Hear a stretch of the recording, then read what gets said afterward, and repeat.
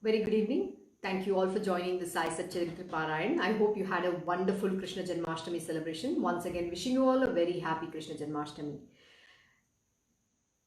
Om Shri Gurubhyo Namaha, Om Shri Ganeshaya Namaha, Om Shri Saraswataya Namaha, Om Shri Guru Dattatreya Namaha, Om Shri Mahalakshmi Namaha, Guru Brahma, Guru Vishnu, Guru Devo Maheshwaraha, Guru Sakshat Parabrahma, Tasmai Shri Guruve Namaha. Om Shri Jai Shri Krishna Guru. We will continue from where we stopped. It is chapter 10. Shri Sai Satcharita, the life and teachings of Shirdi Sai Baba. The chapter is the Mahima of Shri Sai Samarth. My obeisance to Shri Ganesh, to Shri Saraswati and Shri Guru Maharaj, to the family deity, to Shri Sita Ramachandra. My most humble obeisance. I bow in reverence to the most venerable Guru, Shri Sai Nath. We're beginning with a new story in this chapter. With a firm determination to remain a resident of the holy Shirdi village to the end of his life, Baba spent 60 years there like a Kshetra Sannyasin. In the beginning, Baba had appeared at Shirdi at the age of 16 and had stayed on at that time for 3 years. Then he slipped away from Shirdi only to be rediscovered in the distant Nizam kingdom. Thereafter, he returned with the marriage party and remained in Shirdi forever. He was then 20 years old, and for the next 60 years, he constantly remained in Shirdi, as everyone knows. Baba left his mortal coil on the Vijayadashmi day in the month of Ashwin in the year Shake 1840, that is October 15, 1918.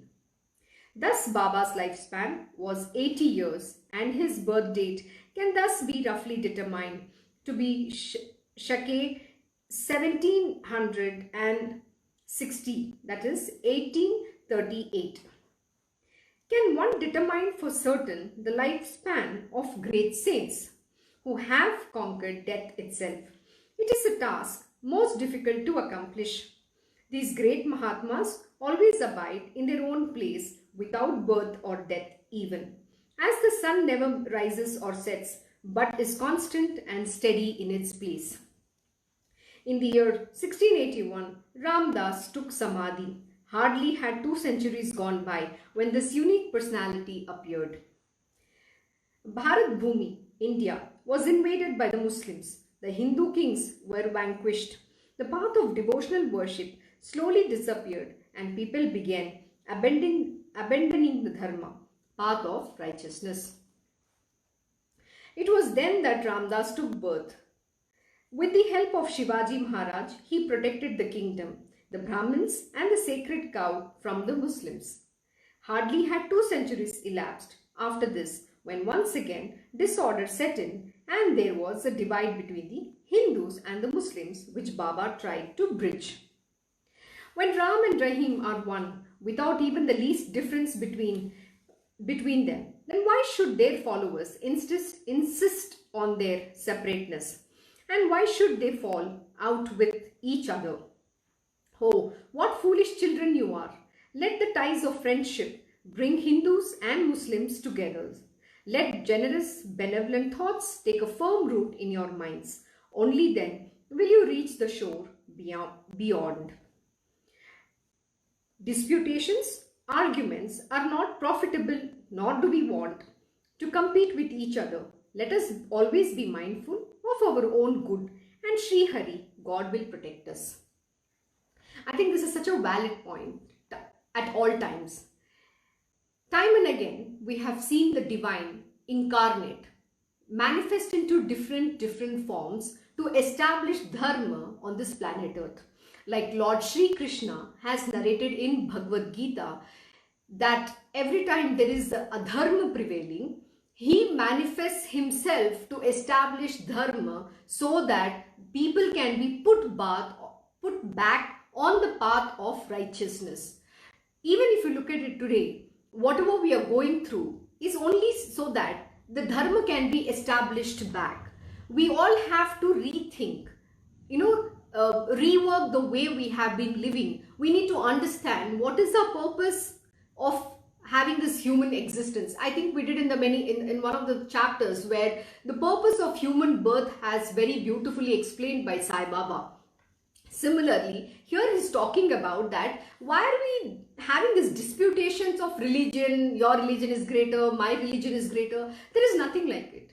You know, just some time back, my Guruji was explaining a very beautiful lesson to one of his disciples. He was saying that everything is Brahman alone.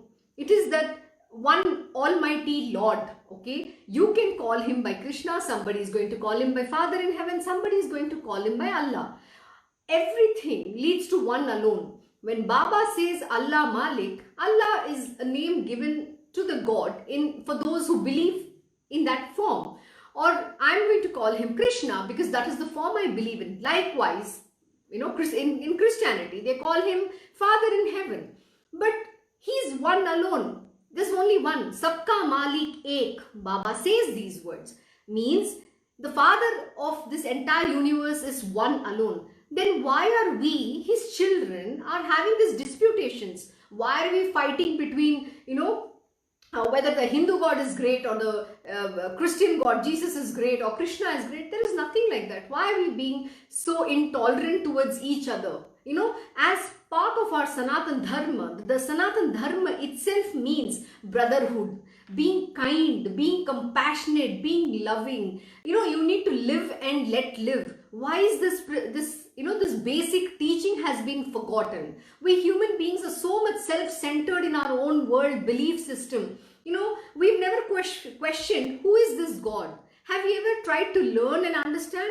We have so many religions created. We follow different, you know, religious practices, rituals. There's so many things we do. We celebrate a festival in different ways. If you take India itself, every state, you know, in each state, there are multiple diverse versions of how you celebrate the same festival. But who has created this? All this is man-made. Your grandfather or your great-grandfather or all your ancestors have just followed like a blind man. They've just done what their ancestors or their forefathers have given them, and they just have continued doing. And you people have followed the same practices, same things, without even questioning it. So how do you know who this God is? So what is the basis of your worship? Nobody has ever questioned. The whole reason why we are learning under a guru is when you question the real master, he is going to give you the answers to this question so that you can understand who God is and you can evolve on the righteous path. I mean, you can evolve on the path of the truth. Because truth is what you need to know. You think you know God. You think you know the truth and you're doing the right things. And your way is my way is the right way. No, it's not. It is not. So today, whatever the world is doing or everybody in the world, the way they're living is only to their own, narrowed point of view. So until you don't understand the truth, you cannot say that this is right and this is wrong. Because everybody is right from their point of view. So who is wrong then? Nobody is wrong. So the concept of right and wrong itself doesn't exist. And this is what Baba is saying. To attain the divine, we don't have to have enmity. We don't have to have disputations. We cannot become, fighting that somebody is God greater and somebody is God lesser. Know that all the God, the entire universe it emanates from the Almighty Lord himself. There is only one God. There is no diversification of God in this world. It is the man who has created these diversifications. So why are you falling prey? This is what Baba is teaching here. Yoga, ritualistic sacrifices, yajna, penance and knowledge. These are the means of attaining God. But with all these, if God does not dwell in the heart, in vain is the life, the devotion of such a man. Even when someone harms you, you should not retaliate, but do him a good turn. Instead, whenever possible. This was the essence of Baba's teaching. Oh my God, this is such a profound statement. It is easy said than done. Because why? We human beings are so petty. We get carried away with our petty ego. This is exactly what my Krishna Guruji teaches us constantly. Be good, be your good self. No matter what the other person does, no matter how they behave, you don't have to become bad. You don't have to stoop down to that level. Be godly. Godliness is always doing good, even to the worst, worst of your enemies. They might have done the worst things possible to you, but you need to good to them. You need to do good to them. That is when you will evolve. You will become godly. You will understand what it means to be good in reality. We human beings are so petty. I'll tell you a very funny incident, or a very small and simple incident that even happens to me many a time. This is how my Guruji tests. He's going to put people in front of me. There are going to be a lot of different peoples in different situations, be it in professional life, personal life, or wherever. He'll use those instances to ensure that I get this lesson and see how I react or how I behave. Sometimes people say a lot of things to me, or they don't say, or they don't respect. So he just said, does that mean that you're going to become bad to them? Does that mean that you're going to call names to them? No. See, respect is earned, and earned also means that the other person has to feel it from the heart and give it to you. You don't demand it. If somebody has to call me in a certain way, it is their problem. It's not my problem. I don't need to expect. Why do we need to have expectation of somebody, having to pander to my ego or not? Then I'm going to feel elated. And if somebody says bad things, I'm going to feel hurt and angry. Is that what it is? No. Spirituality means it is about having equanimity of mind. It is about having the goodness at all times. Let anybody say what they want to. This is the whole aspect of spirituality. The lessons here is given so that we understand and start living that lesson. And that is when you can experience this blissful state. My Guruji is always in a very beautifully lost in his own self. He's always blissful 24/7 to eternity. He doesn't even react. Why? Because he doesn't give importance to what people say. People say because they're speaking out of their mind. The mind is it's a monkey. It's a mine of all the gutter things that it carries. Why do we pander to our mind? This is what he says. We need to be good. And not just that. We need to understand that to attain the devotion, the Lord has to dwell in your heart. The Lord is the one who dwells in our heart. Why can't we see God in everything? And the second aspect is, if the God cannot dwell in our heart, then what use is this human birth? Because why? When we have this animosity, anger, all these lust, greed, ego, you name it, we're shutting him. We're not opening our heart. We're not allowing him to come there and take seat, take his position, take his throne, which is where rightfully he belongs. And only when he takes his throne there will the devotion open up. You can be devoted, you can love him.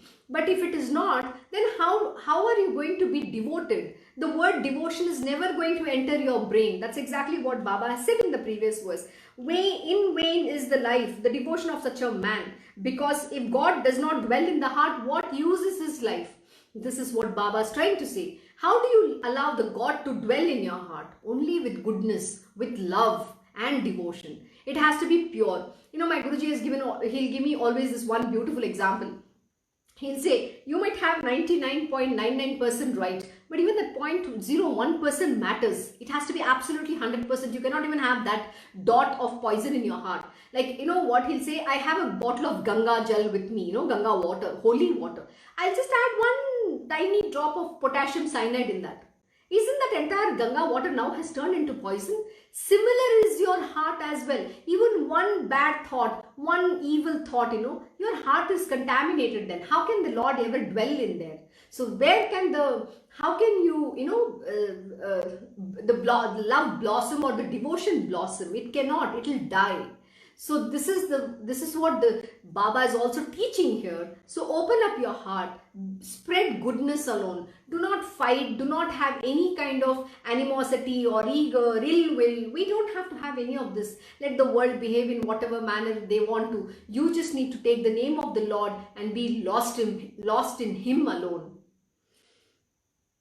And most important, like he's teaching here, even when someone harms you, you should not retaliate. Do not retaliate. Don't go by what's, when somebody's saying something. See, you have not even heard. Somebody's talking about you to the third person. So why are you even taking that into your mind and reacting to it, retaliating. Why are you doing this? You don't have to. In turn, do a good to him. You will evolve. That is what Baba is teaching her, and this is such a profound lesson. Look, it is easy said than done, but this is what is spiritual sadhana means. We have to practice, and the reason why these people are there in our world or around us is so that it helps us evolve spiritually. We become godly. You need to understand, it is not about the other person, it is about you and I. Because we have to become divine, and when you have to become divine, you have to do good to everybody, no matter who that is.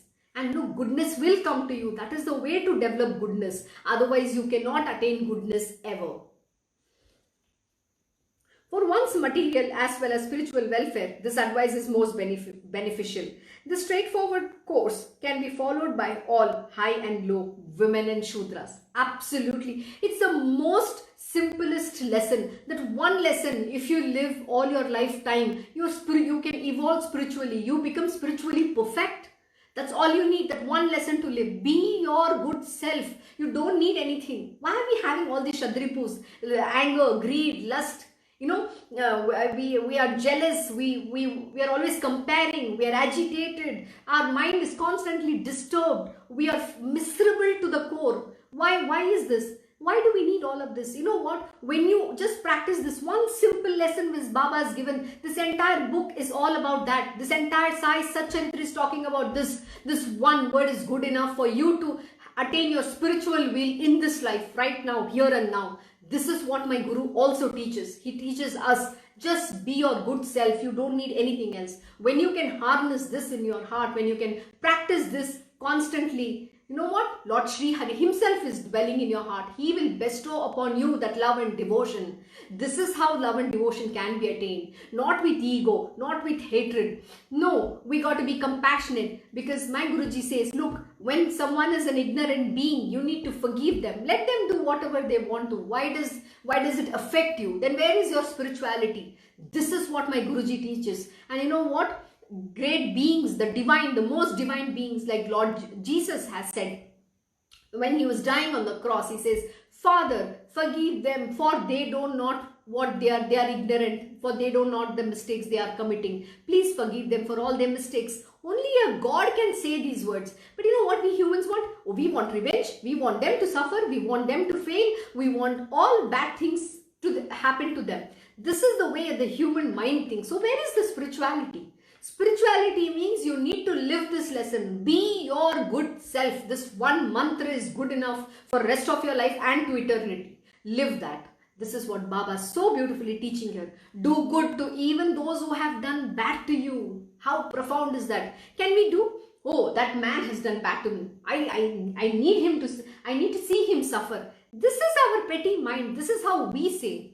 You know, that is a human nature, the most crass, mundane human nature. Do not harness that. Do not practice it. But take this one teaching. You know, this is the most beautiful teaching on Krishna Janmashtami that we have learned. And you need to live this. This is exactly what Lord Shri Krishna also has taught in all of his scriptures. You know, it's one simple word. But can you believe we have 18 chapters in Bhagavad Gita? Why? Because Arjuna didn't want to listen. And Arjuna is like this body. We don't want to listen because we use our mind. Uddhav Gita is taught, in Uddhav Gita, Lord Shri Krishna again has taught the same thing. Be your good self. In Srimad Bhagavatam, he's taught about how to be your good self and just have love and devotion to the divine. Beyond love and devotion, you don't need to have anything else. No rituals, nothing. Because they are all waste. They are not going to give you anything in this world. Even the knowledge that you are reading right now is only to cut asunder the ignorance. And then you need to chunk that knowledge also to evolve on the path of devotion. No knowledge is required.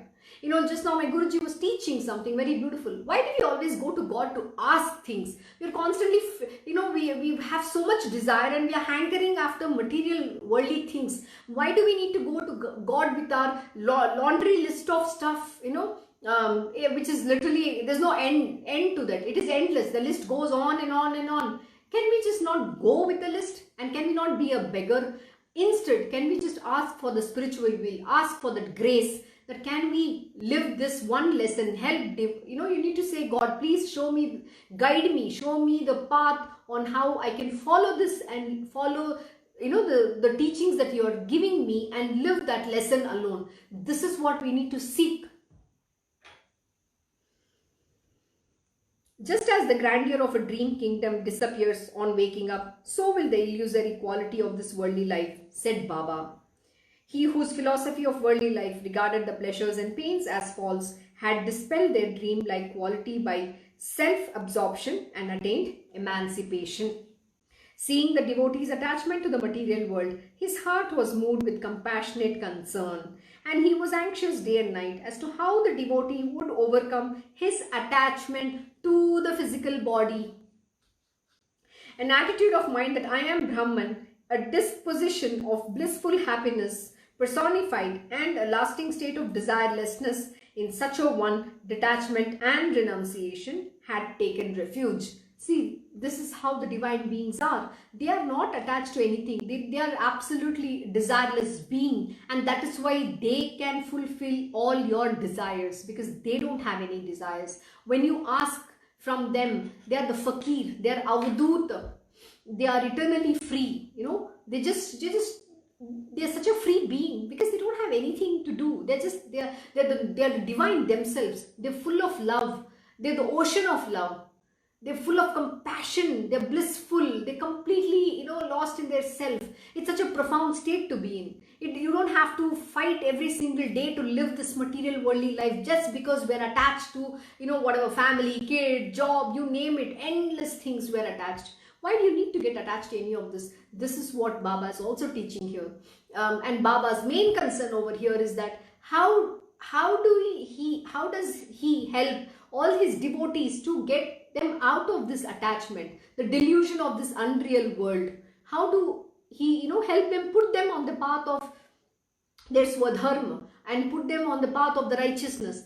That is why these divine beings manifest time and again. If you look at, if you look at every chapter, if you following very religiously and listening intently, you will learn one main thing. The divine being have nothing to achieve. They have nothing to want. They just come here only for the welfare of their devotees and this entire universe, so that they can show them the path of righteousness. That is why they have manifested here. Veena, the stringed a musical instrument and cymbals in hand, to wander from door to door with a pitiful countenance and an outstretched hand. This was something that he had never known. There are many such gurus who get hold of people to make disciples of them, whispering forcibly into their ears some mantras and cheating them for the sake of money.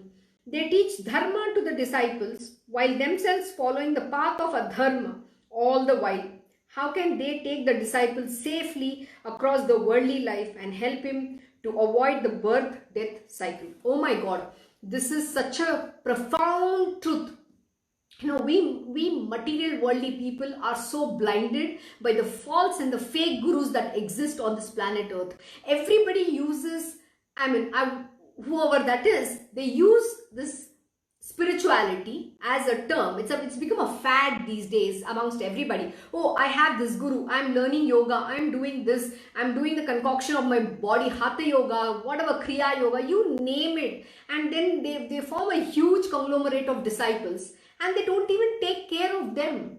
And they are making these disciples follow all the wrong things, which is not correct. And this is what Baba himself has said in the scripture. I am not saying. Baba is saying in the scripture. You need to listen to this very intently. A true master will never ask you to do anything. And these people only are interested in creating a brand name and making money and whatever that is. So you get carried away in all those. But when you are meeting a real guru, you call him a bhikari. You think, he's wearing a torn clothes like Baba is, and you doubt him. Oh my God, how great your mind is. You know what?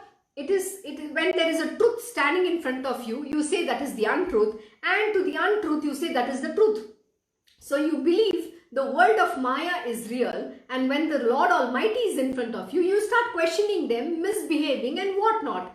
This is the world today. So here Baba is saying, don't get carried away in all that. There is adharma happening by all these gurus, and please don't get carried away, with the word guru itself. It's the most abused terminology today. You know what my Guruji will tell? Whenever somebody is coming to him first time, he says, you please test, get your experience and then you come to me. I'm not anyway interested in wanting many students. Even if I get one student who can listen to this knowledge, who can learn from me and imbibe and apply, I'm more than happy. I don't need hundreds of students. One student is good enough.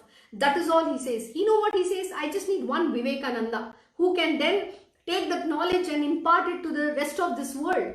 That is what he's teaching. That is what he cares about. He's not caring about your money, how much you're offering him, what you give him or what you don't give him. My Guruji, my Krishna Guruji says exactly these things. Even if you give him a leaf of tulsi with that full devotion and faith, that is good enough. He's not interested in what you bring, what you don't bring. People make so many judgments. You go and you don't question the real master. Instead, you don't waste his time by questioning all the nonsensical things which your mind throws. When you are with him, learn, ask the right questions, which is going to evolve you on the path of dharma, which is going to give you that spiritual progress. Instead, they'll go believe into all the other gurus and then come and test my Guruji here. And then try to question him all the stupid stuff, wasting his time endlessly and his energy. My Guruji is not interested in you. Please know that. But he has a lot of compassion because he knows these are ignorant beings. Such is the greatness of my Guruji, and that is exactly the greatness of Sai Baba also. But there was this unique personality of Sai in whose mind there was no thought, no desire for publicizing his righteousness or to win the public acclaim for it. Absolutely. You know what? These guys are not looking at having some acknowledgement by the world. I don't know, World Economic Forum should call my Guruji and give him a Nobel Prize. Oh, he's the spirituality, he's whatever, I don't know. All these fancy titles and awards and recognitions. No, they don't came for any of this, or even telling that they are the ones who's promoting the righteousness. Not at all. Nobody knows them. Even when he's walking amidst of the hundreds or thousands of people, nobody can recognize this divine being. Such is the mark of this greatest of these gurus. And you know what? There are all these other people who care about the title, who care about all the accolades and, recognizing that I am doing world peace, I am doing whatever different activities in this world. That is not who a real guru is. A guru will give you that one-on-one time. I am not saying any of this. This is mentioned in the scripture. I am just quoting here the scripture to you. The real master will give you that one-on-one time because he needs to understand you. If you do not have that one-on-one session with your master, you cannot evolve on path of spirituality because he keeps guiding you. He keeps testing you. He's teaching and he's observing and watching you. That is how involved they are with your spiritual growth.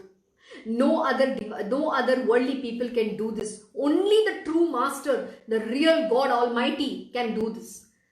That is why they say Guru Sakshat Parabrahma. Only through Guru you can reach the God. You can have all your practices, whatever. It is good for nothing. And by the way, until you do not get initiated by your Guru, you cannot even evolve on this path of spirituality. But the initiation has to be done by the real master, not by anybody. And there are people who go and get initiated dime a dozen. The real Guru doesn't give so many initiations. He just initiates a few people on the path of spirituality. And only if he needs to. That also is not your choice. It is his choice, his will. It's a divine will. When the divine will happens, then only the Guru will initiate you on that path and then put you to evolve on the journey of whatever that you have to go through. And then he'll train you to become that.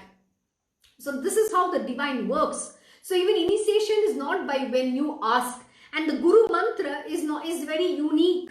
The Guru mantra is not a million, which is given to all the millions and thousands of mantras, which is what here Baba is saying. Whispering forcibly into their ears some mantras and cheating them for the sake of money. Nobody gives, mantras like, distributing, I don't know what, some leaflets or whatever, right? It's not a distribution ceremony. Khan mantra is such a profound one. That's like opening your doorway. It is opening the path of devotion because you're doing Nam Japa. The Nam is itself when the Guru gives the naam is when you actually the divine, it opens for you the path to attain the divine. That is how Kan mantra works. But here it's so funny that people think that, oh, I go to some ashram and I can get a Guru mantra, the Kan mantra income. No, it's not like that. This is what you need to understand. Today, the whole world is evolving because we are in the Kali Yuga. Everybody thinks that going to an ashram and doing some exercise and doing some, I don't know, whatever diet, they have a diet regime. They do all that and they feel, oh, I'm rejuvenated. It's a term that they use, this fancy titles and terms. You know what? In Krishna Ashram with my Guruji, there is no diet, there is nothing. You know what? We eat 3 square meal a day, healthy meal, which is the way how Lord Shri Krishna has taught in Bhagavad Gita. You need to eat everything in moderation. There is no diet restrictions here. We eat everything healthy and we need to be active, doing our duty. It is only through doing the duty can you attain the divine, because work is worship. Even my Guruji does his swadharma. He does his work. He sets an example so that we follow him. But in reality, he has nothing to do. He doesn't even have to do it. But he does so that he sets an example for the world to follow. That is how he lives.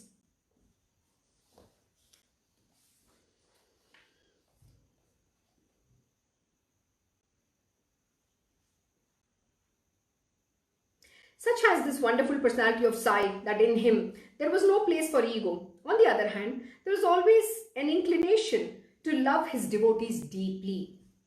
Among the Gurus, there are 2 types. Niyat, ordained by God, and Aniyat, not so ordained. Let me explain to the listeners the specific functions of each. To encourage the growth and the ripening of the virtuous qualities so as to purify the heart and to guide the disciple to the path of salvation, such alone is the gift of an Aniyat Guru.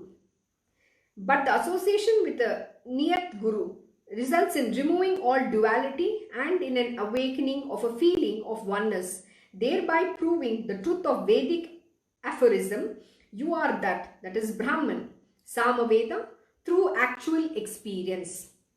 These Niyat Gurus pervade this universe in an unmanifest state and incarnate for the benefit of their devotees. And once their life's mission is over, they give up their mortal coil. It is to this second category that Sai belongs. How can I describe his Leelas adequately? As he guides my mind, so will this narration take place. I hope you've understood it. There are 2 types of Guru. One is the Niyat, who are the divine, the Lord Almighty. My Guruji will always say this one very beautiful example. He tells me that, who can teach you about God? When I met him in the initial stages of my life as on the path of spirituality, and I was telling him how aspirant I was in my professional world. I have so many mentors in my career and I want to become this, I want to become that. Then he said, oh, you want to become a CEO of a company? Then you should ask a CEO to mentor you. I said, what? Because he said very simple thing. Only the CEO can teach you how to become a CEO because he has already become that. Similarly, only the God can tell you who the God is. How will anybody else give you this? I think in this it is made very clear who is the real master and who has come for a very smaller purpose. And they cannot give you the experience of who God is. Only God can give you the experience of who God is. And that happens based on your faith. As is your faith, so are your experiences. And that is why this whole chapter, and not just this chapter, this entire scripture and every other scripture begins with the first word called faith, Shraddha. And then it's called Saburi, patience. Because we human beings have this very funny idea that we always want to see the end result.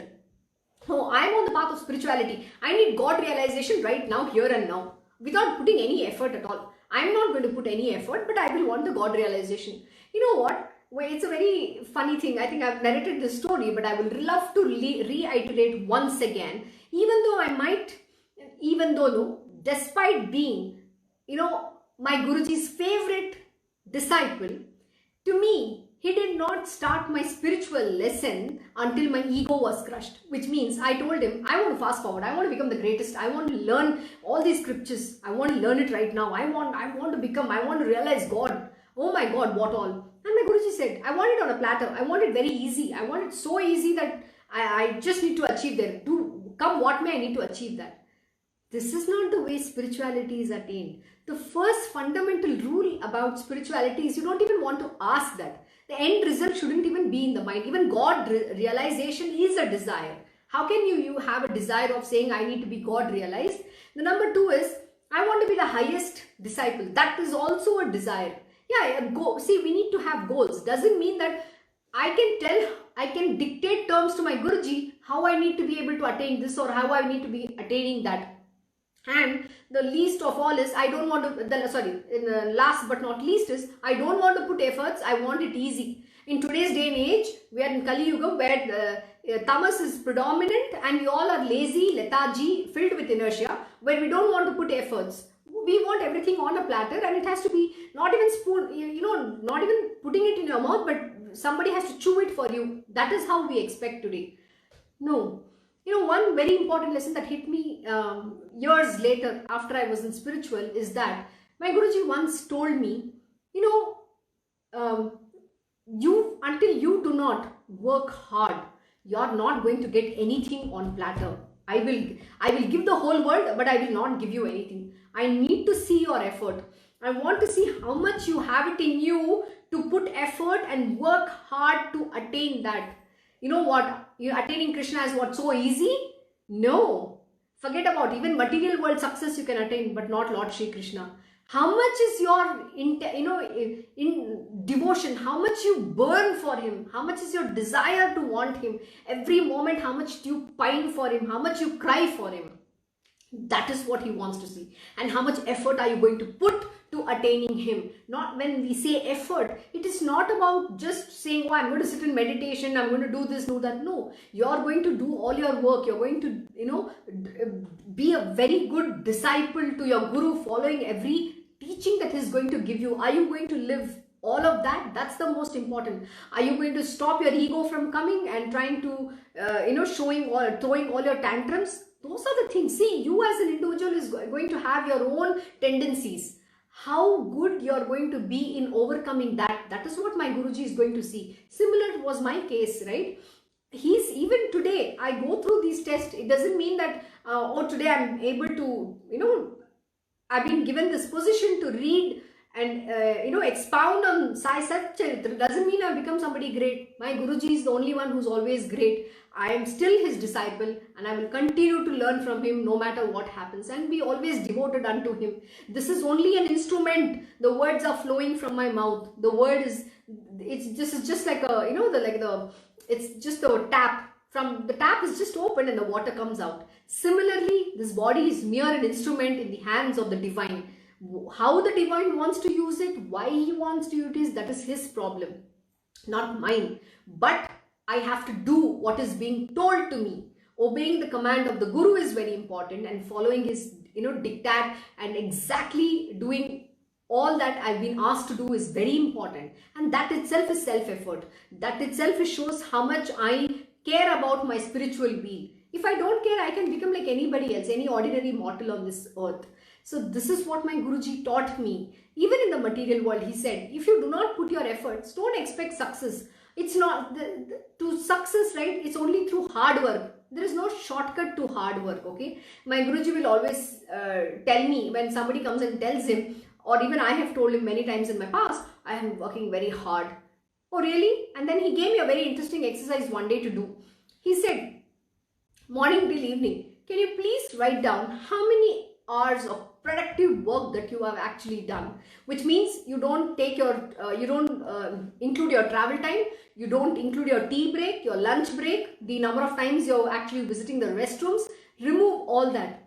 And actual productive work, how many hours have you put in? That is what he asked me. And one day, I was ashamed of myself to tell him that I work hard. And he says, these days people they don't do hard work, they hardly work. And they think they're doing a big job. This is what he taught me. And you know what? I'll give you another beautiful example that that I was ashamed, and when I realized, oh my God, I really need to work hard. What hard work means, he actually taught me and explained to me. It was a very beautiful exhibition of a great, you can call him a scientist, innovator. He did so many different things. Leonardo da Vinci. He was even a sculptor, painter, you name it. He was genius of the Renaissance times. We went to there was a very brilliant there was in the museum in Singapore, there was a curation about his life had happened and whatever the work that he had done. So my Guruji said, we just were seeing around and we were walking in a place, and he said, stand here, he told me, and he said, can you just see his lifetime, the period, like when he was born, when he was dead, it was given. And then he said, calculate how many years he had lived. So I forgot exactly what's the number of years he had lived. So, my Guruji did a very beautiful math. He said, this man has lived for so many years. Assuming he started whatever he was studying or doing, his inventions at the age of, X. And until he died, he did so many. So it is said that he had written so many different pages of inventions. And then plus he had done this. So we calculated a math. In a year, there is 365 days, which means even if he wrote one page a day, it must have taken him so many years, which means he's worked 18 hours in a day plus the weekends. There was no holiday. This is the kind of input this man has given. So what is this versus today, the life you are living? So what does the hard work actually mean? Why he's genius and why you're a mediocre human being?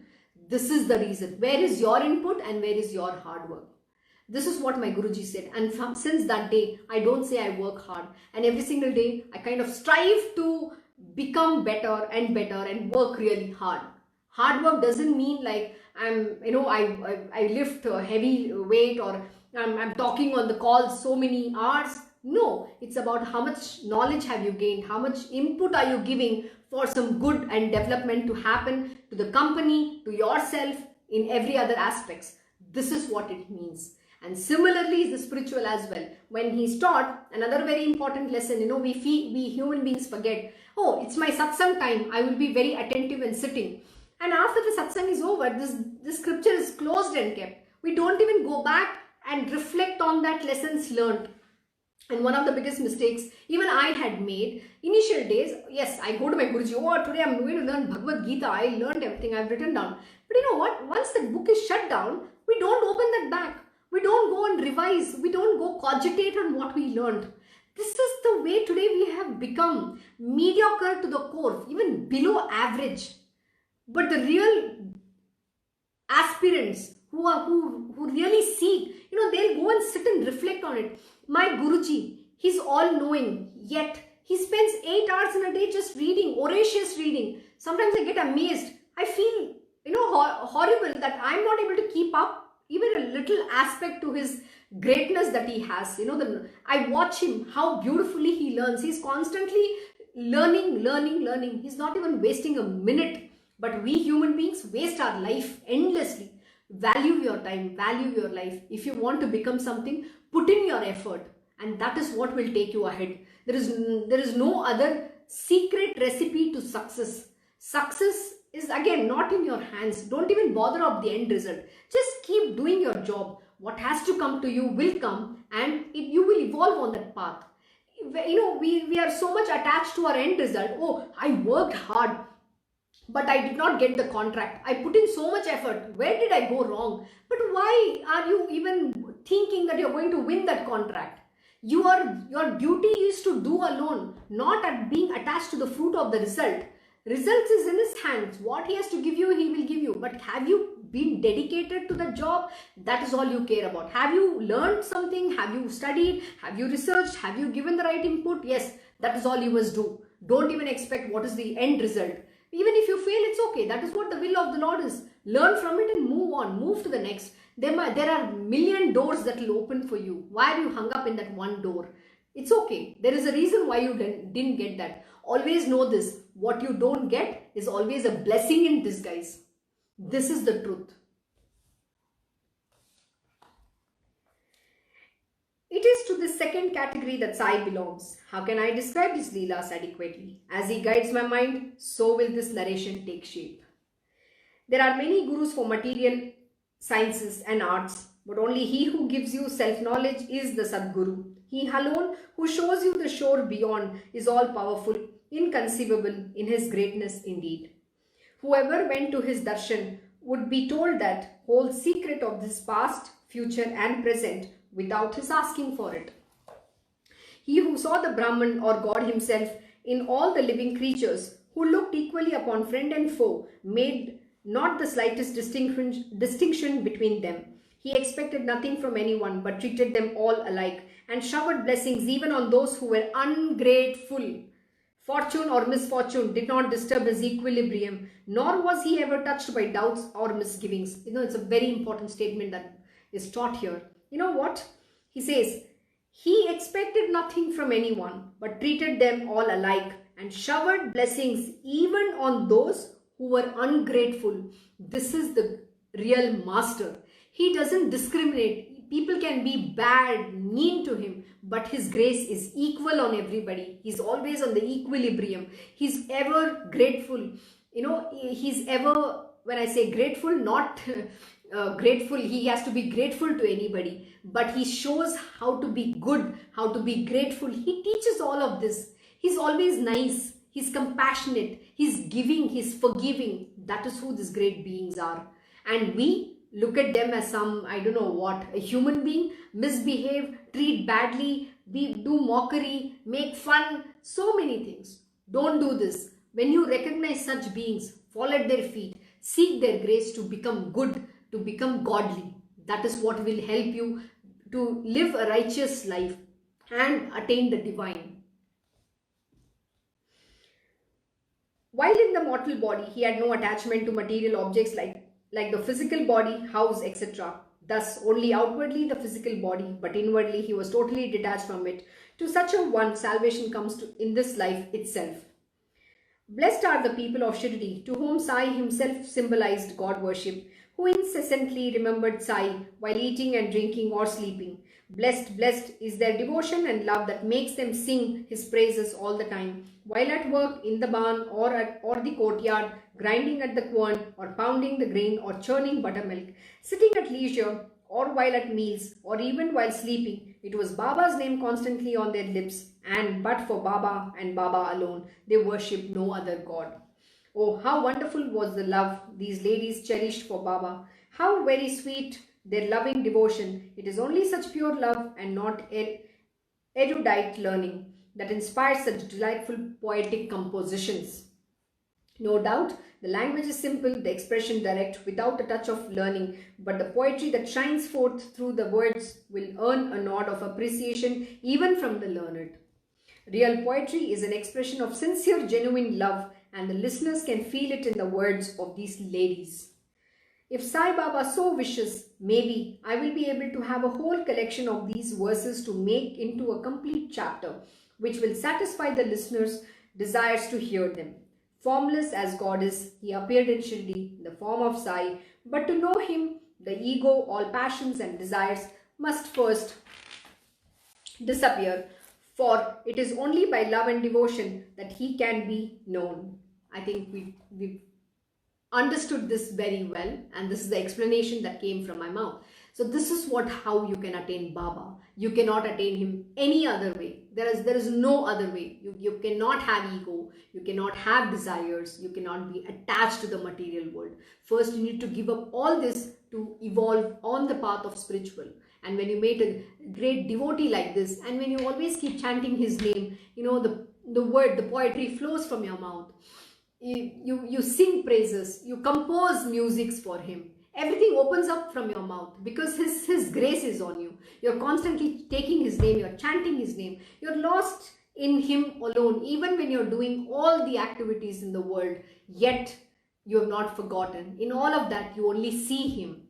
That is the only way in which you attain the divine. Or maybe it was the collective merit of the devotees that came to fruition and, reaching the point of saturation, sprouted into a shoot at the appropriate moment in the form of Sai, which in course of time bore fruit in his manifestation in Shirdi. The indescribable found expression The one without a birth was most truly born. The formless assumed a form when love and compassion was poured into the world, into the mold of a human being, that is Sai.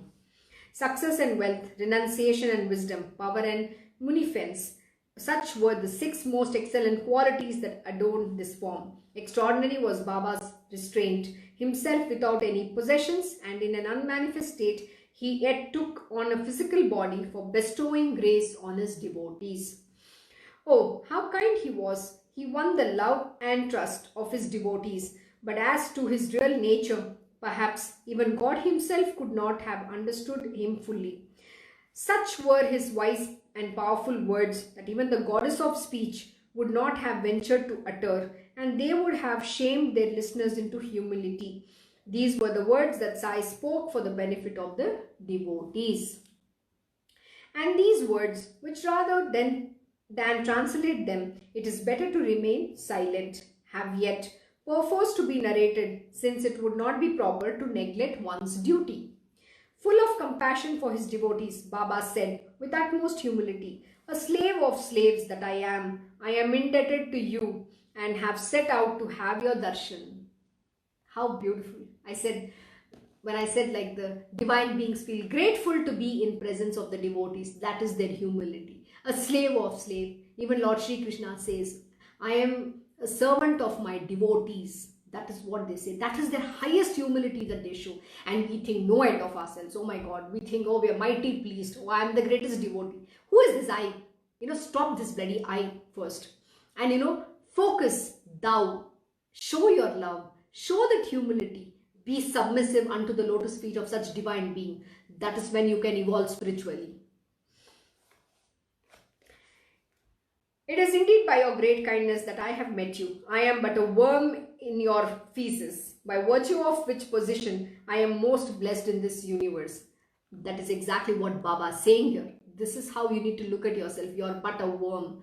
Nothing other than the divine's grace that I am even able to narrate this Sai Satcharitra or be in the divine company of the great being. This is how we need to feel. We need to show our humility, not the arrogance or ego or anything that we carry about this I, the body. We give so much importance to it. The most important is give up this attachment to your body first.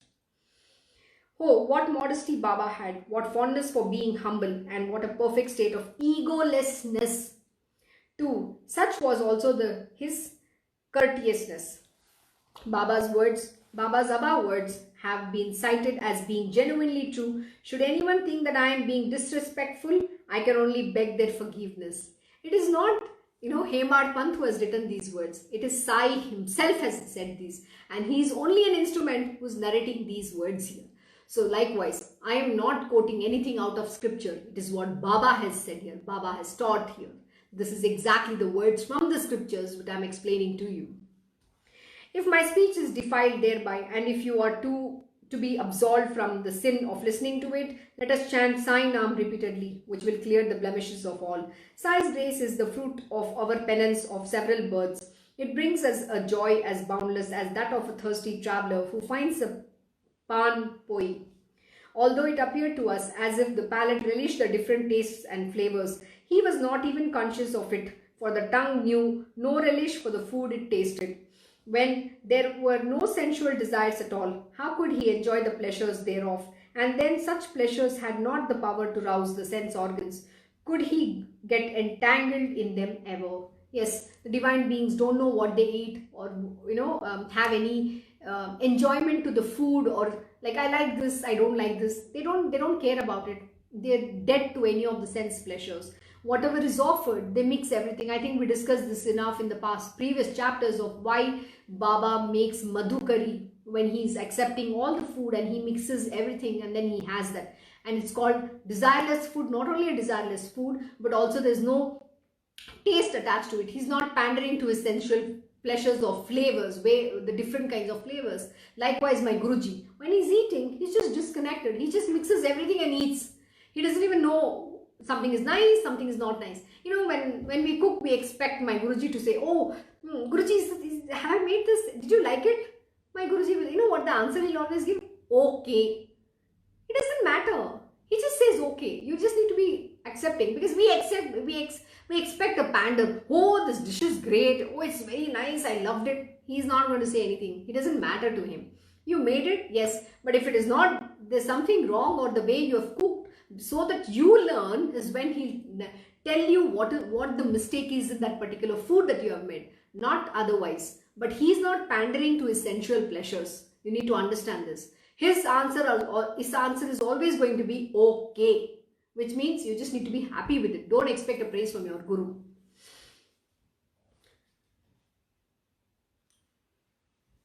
When there are no sensual desires at all, how could he enjoy the pleasures thereof? And when such pleasures had not the power to rouse the sense organs, could he get entangled in them ever? Exactly. The eyes saw whatever objects came in front of them, but he was not conscious of what they saw. For here again, there was no desire to take notice of anything. The langot, symbolizing celibacy, with which he was born, as the myth goes of Sri Hanuman, it is said was seen by none except his mother and Sri Ram, who then could stand comparison to his brahmacharya, celibacy. And if even the mother had never seen the genitals, what to say of others? Such was also the strict celibacy of Baba, the perfection of which was most unique. He always wore the langot round the loins, except for mituration. The private parts were as redundant as the ball of flesh near the throat of a he-goat, an organ just for the sake of an organ. This was the position so far as Baba's physical body was concerned. Though the bodily organs performed their normal functions, there was not the least desire or even an awareness of a desire for sensual pleasures. To all appearances, the three gunas, sattva, rajas and tamas, were present in the bodily organs. He even appeared to be the doer of action, but in reality, he was without any attachment to the body and beyond the three gunas. Totally detached, pure knowledge incarnate and self-rejoicing that Baba was, passions like anger or lust took repose at his feet. He was always desireless, totally satiated. Such was his perfect state of emancipation that for him, even the sense objects became Brahma. Beyond sin and merit, it was the ultimate resting place for all. He had no ego, nor did he ever dream of making a distinction between people. And when Nanavali asked him to get up from his seat, he at once moved aside, making room for him. He had nothing to gain in this world, nor was anything left in the other world to be gained. Such was the saint who had appeared on this earth only to bestow grace on the people. The most compassionate saints incarnate on the earth for no other purpose than to bestow grace on others. They are kindness itself in the cause of others. They only come here for the welfare of others. I think we have been saying the same thing and we have been learning the same thing. So I'm just moving a little fast, and I will take an additional 10 minutes because I want to finish this chapter. We have another 30 verses left. I hope you have the time and please stay with me. I apologize for the delay. Their heart is as soft as butter, say some, but whereas the butter melts only on being heated, the hearts of the saints melt on seeing others scorched by suffering. He who clothed himself with a kafni, patched in 100 places, whose seat and bedding was made up of coarse slack cloth, and whose heart was free of all passion, of what value is a silver throne to him? Such a throne would, if anything, be only an obstacle to him. Yet, if the devotees were to slide it underneath from behind, he would not try to resist in deference to their feelings of love and devotion. On the placid lake that was Shirdi, bloomed a beautiful lotus in the form of Baba. The faithful inhaled its fragrance joyously, but mud and slime fell to the lot of unlucky, unbelieving frogs who continued to wallow in the mud. As simple as this, which means nothing but if you have the faith, you're going to enjoy the beautiful fragrance of all the lovely different fragrance that will emanate from them. But you are that unlucky, unbelieving frogs who only can wallow in your own muck. That is exactly what it is. To the unfaithful, you cannot see the divine being. but to the faithful you can. You can experience everything right at the lotus feet of these such divine masters. Baba prescribed no yogasanas, no pranayama, no violent suppression of the sense organs, nor mantra, tantra or yantra puja. And he did not whisper mantra in the ears of his devotees. Outwardly, he seemed to follow the ways and customs of the people, but inwardly he was totally different. And so watchful, so correct in his worldly dealings was he, that no one could have matched his skill there.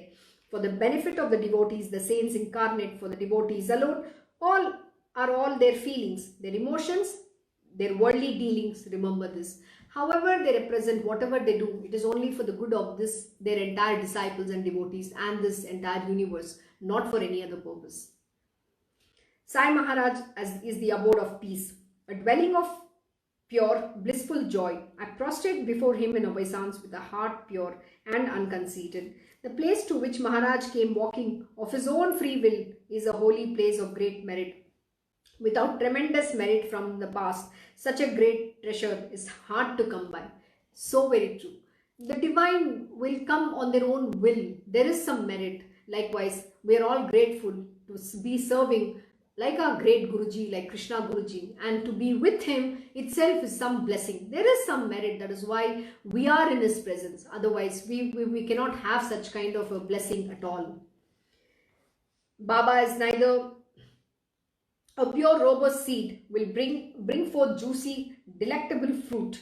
So goes the well-known adage, which has been tested by the people of Shirdi. Baba is neither Hindu nor Muslim and is beyond ashrama and varna, but he can eradicate and totally destroy the afflictions of this world and worldly life. Unbounded, unending as the sky above, Baba's life is beyond all comprehension. Who but he, and he alone, can comprehend it fully? The function of the mind is to think, to reflect, without which it will not rest even for a moment. Offer it sensual pleasures and it will dwell on them. Offer the Guru as its object and it will reflect on him. So it means always have your Guru in your mind. Take the name of your Guru and all the desires, everything that your mind is throwing will be eradicated from it. Just the powerful image. Meditate upon the lotus feet of your Guru. Meditate on your Guru. It will destroy everything else. Hence, concentrating all your senses in the ears, when you heard about the importance and greatness of the Guru, it was itself an effortless remembrance of the Guru. It was a kirtan, a bhajan of Sai that occurred naturally and easily. Just remembering these words, talking about your Guru is absolving of all karmas and sins and removing all the afflictions that you have. Such is the greatness of these divine beings. It is so important that we sing the praises of our Gurus and we always talk about how great they are. That is the purification that you need to go through. That is how the mind and heart, and you will be able to it will purify, and then you will be able to surrender unto the lotus feet of this Guru. Panchagni sadhana, yajna, ritual sacrifice, mantra, tantra, ashtanga yoga. These are the ways of worship possible only to the twice born. Of what use are they to others? But the stories of the saints are not like that. They guide all the people to the path of virtue. They destroy the fear and sufferings of worldly life and bring the realization of how salvation can be attained. By listening to them and reflecting upon them, by a concentrated study and contemplation of these saints' stories, not only the twice born, but even the Shudras and women are purified. There's a very important mention here. See, we think that only by initiation or the twice born means you need to be initiated by the Guru to be on the path of spirituality, and the Guru will have to put you on whatever the path that you are, whether it's bhakti, whether it is tantra yoga or mantra yoga or whatever that he prescribes you, and then you have to practice all that and attain. But here, you know what is being said? Even a woman and Shudras can attain the spiritual wheel just by listening to the stories of these great masters. Such is the opportunity. Don't lose this opportunity. Use that opportunity to be able to attain the divine being. Those who are blessed in listening to the Sai Satcharita, you will understand the powerful meaning and the powerful truth behind why we need to listen to the great divine being, because this is exactly what Baba is teaching here, and we are blessed here to be able to learning this profound knowledge. Only to the select few can you get this, and which means you have the grace of this divine being. Don't lose it. Make use of it and redeem yourself from this worldly life and from the birth of from the rebirth and the cycle of birth and death. There cannot be a man in whom love is altogether absent. In some, it is for one thing, in others, it is for another. The object of love varies with different people. For some, the object of love is their children. For others, it may be wealth, honor, riches, the body, the house, fame, glory, and for some, it is the acquisition of knowledge. When all the love one feels for an object is concentrated and boiled down to its essence and poured into the mold of the feet of God, it is that which then appears in the form of devotion to God. Hence, surrender your being at the feet of Sai, offering up to him all the material objects of worldly life. He will then bless you. This is an easy way to get his blessings. Such are the means, small and easy, by which people can reap the highest benefit. Why then all this disinterest, this indifference? The listeners will naturally have a doubt in their minds that if so much gain lies in such effortless and easy means, why are people in general so indifferent as to neglect it? I'm sure even this is the question that you have. If just by surrendering to the Guru and concentrating him and your entire mind, the body, soul, everything unto his lotus feet, you can effortlessly attain and redeem yourself from this material worldly life, then why don't people do? Now we'll understand why that is. There is only one reason for this. Such a desire will not arise without God's grace. But when God is pleased to bestow his grace, the fondness, the desire to listen will arise at once. I hope you understand this. I've actually explained the same thing to you when we did this chapter on the purpose of the human birth. The most important thing is you need to have a human body, number one. Second is your innermost being should desire to know yourself.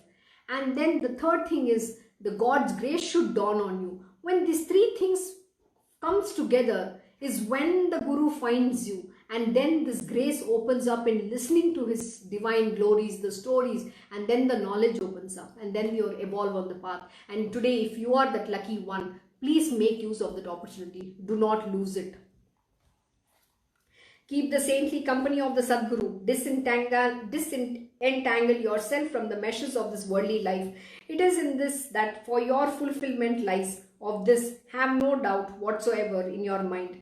Give up all your ingenious arguments. Instead, repeat Sai, Sai constantly and see how smoothly you sail to the shore beyond. Let there be no doubts about this. These are not my words. They are words of Sai with a profound significance. Do not consider them vain. Do not even try to evaluate them, for they are priceless. Bad company is always detrimental.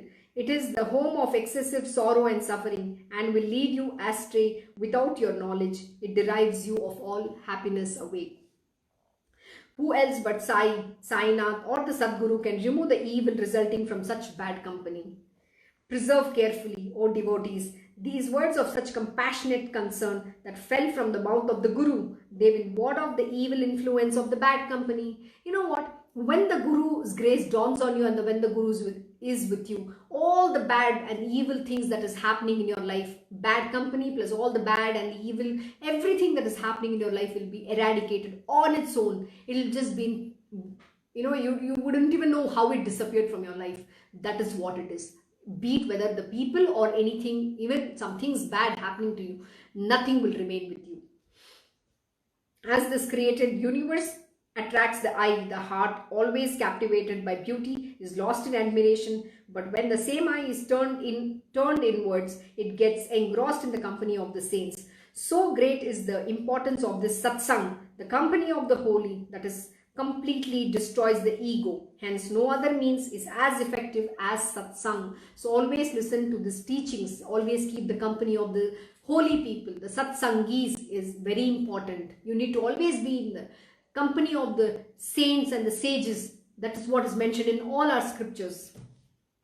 Always keep the company of saintly men. The company of all others is always defective. Only the holy company is free from blemish, for in all its aspects it is pure. Satsang will free you from bodily attachment. So immense is its power that once you devote yourself to it, you are at once liberated from the bondage of worldly life. If you are fortunate enough to have satsang, perfect spiritual instruction will come to you effortlessly. This is the most beautiful thing. When the time is right, you will get the spiritual instruction. But the first important thing to do is you need to listen to the satsangs. You need to be in the company of the holy. You need to have the satsangis with you. And in that instant, the attraction for bad company will disappear. Instead, the mind will get totally absorbed therein. That is satsang. For initiation into the spiritual path, detachment from the sensual pleasure is the only way. And unless there is a strong urge for the company of the holy, the true self is never discovered. You need to seek the company of the holy. It is not the other way around. When you have that, when you seek it, is when all the three things comes together and the Guru finds you. And even when the Guru finds you, he'll assess you. And in the assessment, if you fail, then he'll say, okay, there is still time. When the time is right, let me see, I will pull him back. Then you are being sent away. And it is done in such a sweet manner that you don't even know what hit you. That is how it is. And people destroy that opportunity by their own hand. It is said, right? The elephant puts the mud on its own head. So don't destroy the opportunity, God-given opportunity. Keep your ego and arrogance and chappal outside when you're walking, in the shrine of the Guru. Go with that humility and goodness, and then his grace will flow. You will be able to absorb the grace. Because when you cannot leave these three things, you are not ready and fit for spiritual upliftment. So first you need to become ready. When you're ready is when the Guru will take you and then teach you. Because if you're going on using your mind and ego and trying to question him and having too many things going on, he says, okay, let him come when the time is right. By the time will also not be with you because the Guru will be gone long ago. So don't even waste that chance that you have. After joy comes sorrow, and only after suffering will there be happiness. But man always welcomes happiness and turns away from pain. Whether welcomed or abhorred, what will be, and saintly company alone can take us beyond pleasure and pain. Satsang destroys ego, satsang breaks the birth-death cycle, satsang helps reach God by severing the bonds of this material world instantly. To attain an excellent spiritual state, holy company is the most perfect means of purification. If you surrender to the saints wholeheartedly, you attain lasting peace. Saints incarnate on this earth to turn towards God. The minds of those who never utter his name or make an obeisance to him have no faith nor devotion and never praise him. Ganga, Bhagirathi, Godavari, Krishna, Venya, Kaveri, Narmada, although pure and holy in themselves, also wish for the touch of the lotus feet of the sadhus and await their visit to bathe in their waters. Like I mentioned here, it is not the Ganga, the holy river, which purifies the sins of the others. They wait for the saints to dip their feet in Ganga. It is when they absolve of their sins. They wait for that opportunity. So if you have that opportunity, hold that feet and evolve. Don't have your self-conceited mind and ruin that opportunity. Though these rivers wash away the sins of the world, their own sins can never be washed away without the touch of the holy sadhu's feet. It is our great good fortune of several births that we have discovered the holy feet of Sai Maharaj. The cycle of birth and death has thus been stayed. The fear of worldly life is totally destroyed. And now, with my virtuous listeners, let us reflect on what we have heard while we rest ourselves a while, for narration will follow thereafter. Hemart surrenders at Sai's feet. I am but a sandal of his foot and will go on narrating his stories, for it will only enhance my pleasure. Oh, what a comely figure was Sai's. He would stand on the edge of the mosque, distributing udhi to the devotees one by one, with the sole purpose of their welfare at heart.